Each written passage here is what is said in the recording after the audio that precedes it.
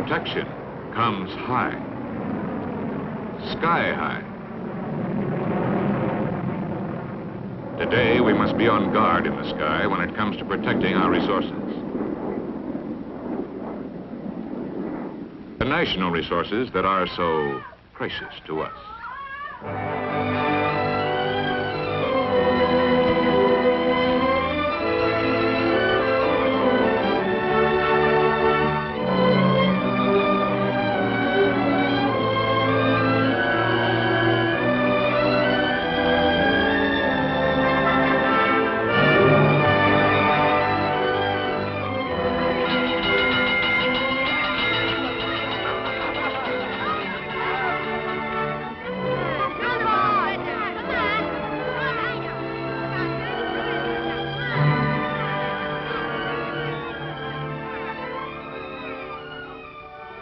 The offensive weapons of tomorrow are here today.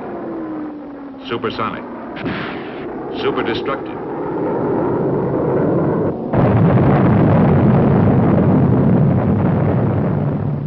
seemingly unresistible.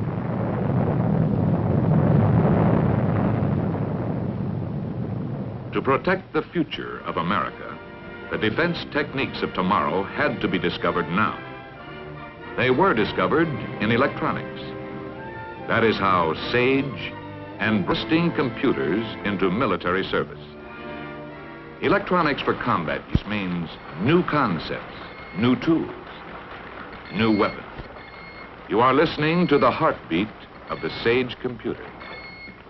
Every instrument in this room is constantly monitoring, testing, pulse-taking, controlling. For this is the programming and operations center for the SAGE computer which surrounds it. To it come continuous streams of data, which it continuously absorbs and stores on magnetic drums, tapes, and cores. Data from radar units, Texas towers, picket ships, early warning aircraft, ground observer corps, weather bureaus. To say nothing of up-to-the-minute data on all regularly scheduled commercial air flights. It also packs away information as to the number, location, and characteristics of all military craft, all anti-aircraft guns, all defensive missiles in the area. And this computer is on the job around the clock with 24-hour-a-day reliability.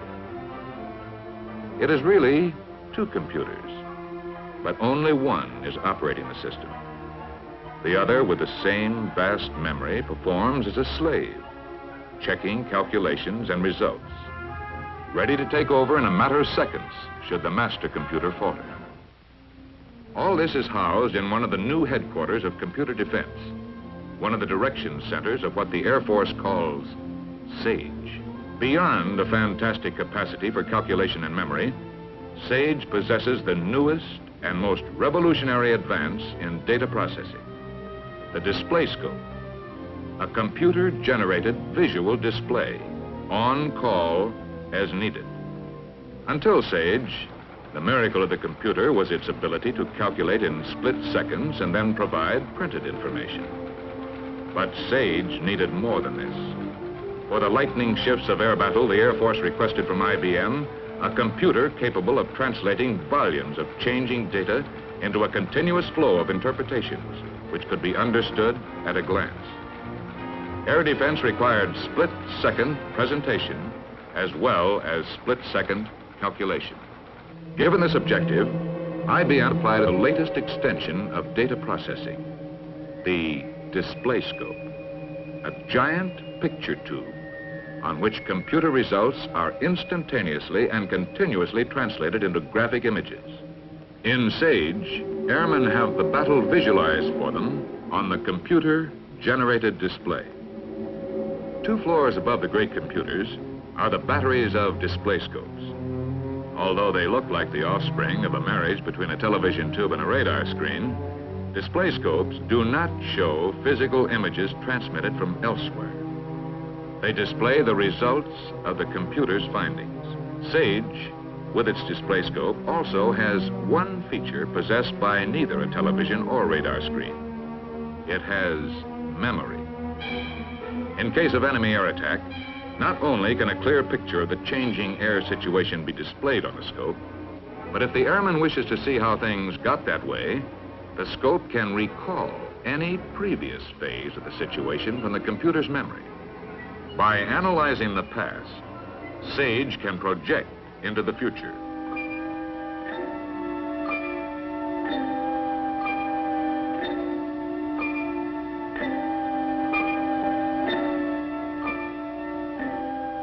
The computer can furnish information on the countermeasures available so that the officer in charge can make his choice as to when and where to fight.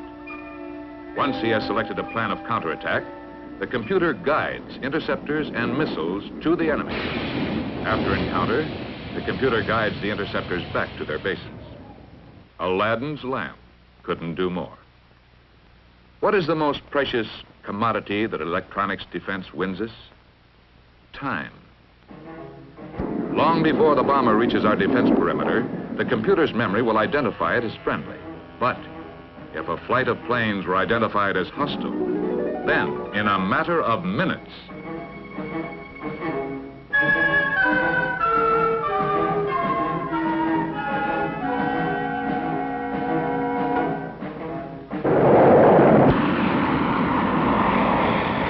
time is everything. This is electronic defense in depth. And what better reason for an effective air defense? But is this protection enough?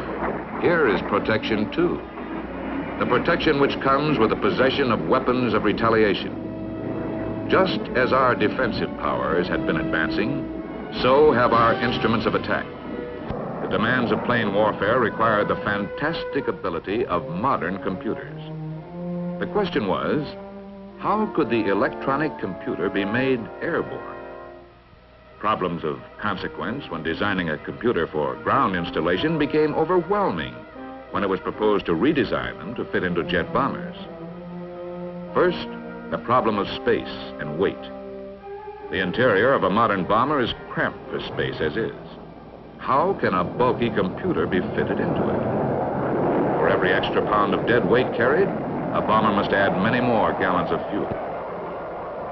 Second, the problem of reliability.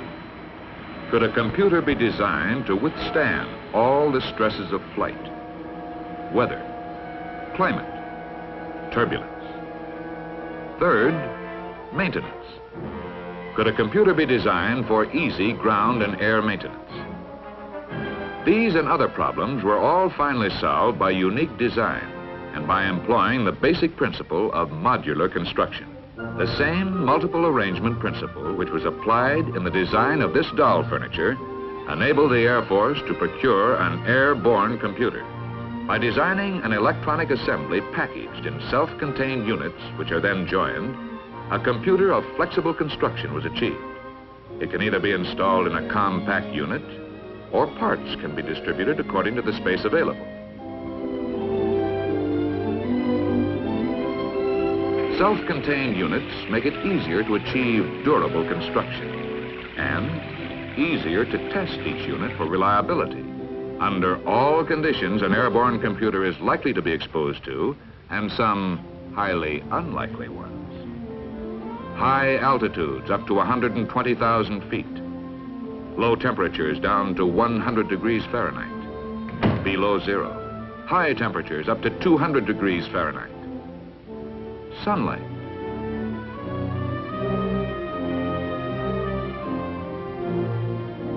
And rain tests. Life tests of mechanical and electronic units. Vibration tests. In this test, the question is not, will the computer work under this condition, but how long will it work? Once the continued capabilities of the airborne computer were established, there was only one other major obstacle: field maintenance. To solve this problem, IBM drew on its commercial experience. It converted its control panels to military use. In order to test a unit of an airborne computer, the technician merely selects the proper control panel. He then plugs the units into the test equipment, and the signal lights tell him whether the units are working or not. This puts testing computer units in the same class as testing light bulbs. Today, the airborne computer is no longer a theory, nor an experiment. It's a fact, tested, functioning, practical, and restricted. It has gone into production under the label BRAIN, bombing, radar, navigation equipment. A new plant is being rushed to completion in Owego, New York, to boost its output. Here is a scale model of a B-52 showing the relative locations of BRAIN equipment. The rest of the system, computers, periscope, and screen, are designed to take up a minimum of space and to give a maximum of use. Computers have taken wing. Hey, Phil, I got some crosshair jitter in both azimuth and elevation. Would you pull the AR-5 and replace it with a spare? Sure, Dan. Give me a minute. It'll only be a second more. Yeah, I think I got it now. Okay, the amplifier's replaced. How's the jitter? Settle down. Yeah, it's okay now. Thanks, Phil.